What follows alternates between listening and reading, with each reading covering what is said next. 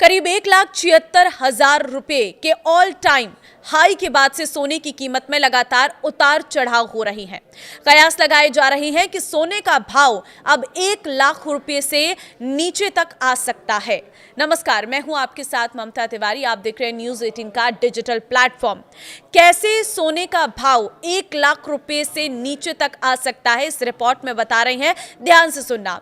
देखिए, सोने की इस गिरावट के पीछे रूस का अमेरिका को दिया एक ऑफर माना जा रहा है। अगर अमेरिका रूस के बीच ये डील हो गई तो बाजार में कई बड़े बदलाव हो सकते हैं।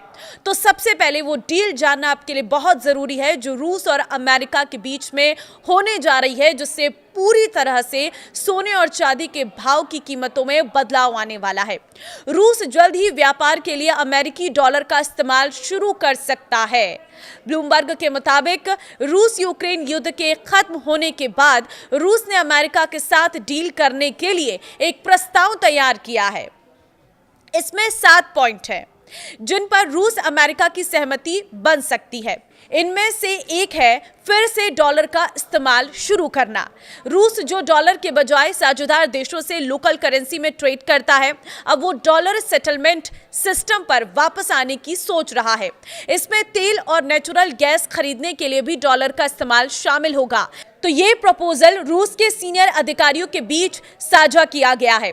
और अब आपको बताते हैं कि दोनों देशों के बीच जो संभावित डील है वो कौन कौन सी है। पहली तो है एविएशन डील, दूसरी है एनर्जी पार्टनरशिप, तीसरी है बाजार खोलना, चौथी है न्यूक्लियर और एआई।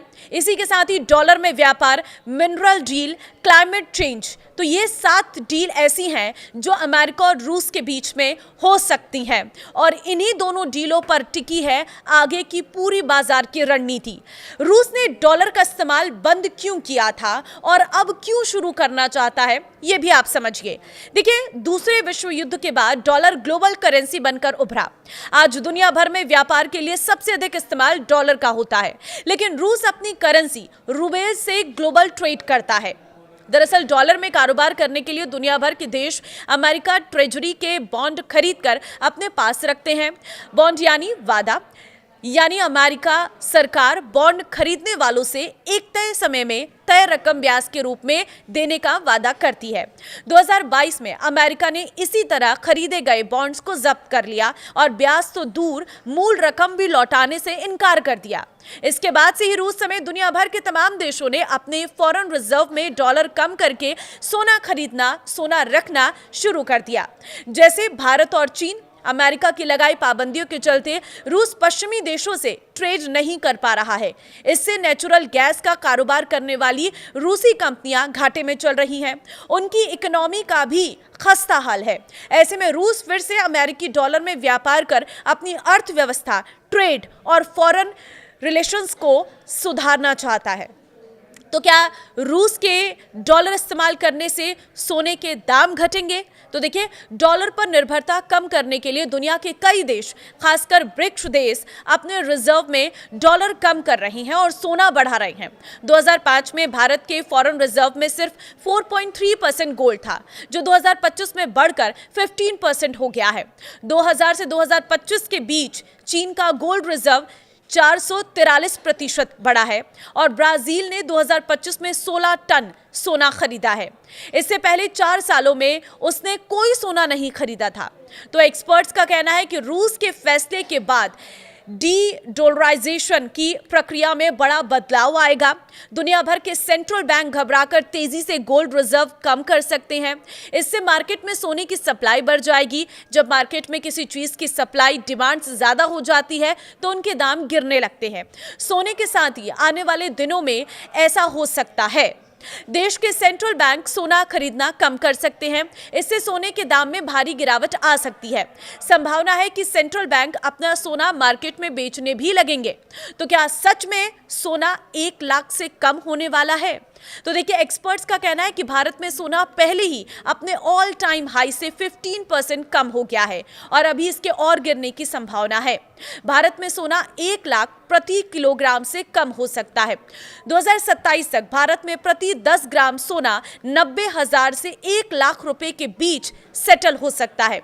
सोने की कीमतों में उतार चढ़ाव की अन्य संभावनाएं भी बताते हैं। सोने की कीमत कम होने से लोग लॉन्ग टर्म इन्वेस्टमेंट के लिए सोने में निवेश बढ़ा सकते हैं। परमाणु हथियार के मामले में अमेरिका और ईरान का मुद्दा अभी सुलझा नहीं है। इन बातों से सोने की कीमतों को पुश भी मिल सकता है। 2026 में अब तक सोने के दाम में कैसे उतार चढ़ाव आए वो भी आप जानिए। Indian Boolean and jewellers association यानी IBJA के मुताबिक 1 जनवरी 2025 को 10 ग्राम 24 कैरेट सोने की कीमत 76,162 रुपए थी, जो तब भारत में ऑल टाइम हाई थी। साल खत्म होते होते सोना 1,33,000 रुपए के पार पहुंच गया। सोने में ये तेजी 2026 में भी जारी रही। 29 जनवरी को सोना 1,76,121 रुपए के ऑल टाइम हाई पर पहुंच गया, लेकिन 3 दिन बाद 1 फरवरी को ही ये गिरकर 1,48,697 रुपए पर आ गया। 12 फरवरी को रूस अमेरिका की डील की खबर आने के बाद इंटरनेशनल मार्केट में सोना 3% तक गिर गया है, 3% तक गिर गया है। भारतीय मार्केट में भी अगले दिन सोना 2,885 रुपए गिरकर 1,52,765 रुपए प्रति 10 ग्राम पर आ गया है। हालांकि 16 जनवरी को जब बाजार खुला तो सोने में 1,315 रुपए की बढ़ोतरी हुई, 1,54,080 पर यह पहुंच गया है। तो इस तरह से सोने के भाव में उतार चढ़ाव देखने को मिला। 2026 में खास तौर पर सोने की कीमतों में काफी ज्यादा उतार चढ़ाव देखने को मिला है। अब सीधे सबकी नजरें टिकी है अमेरिका और रूस के बीच होने वाली उस डील पर।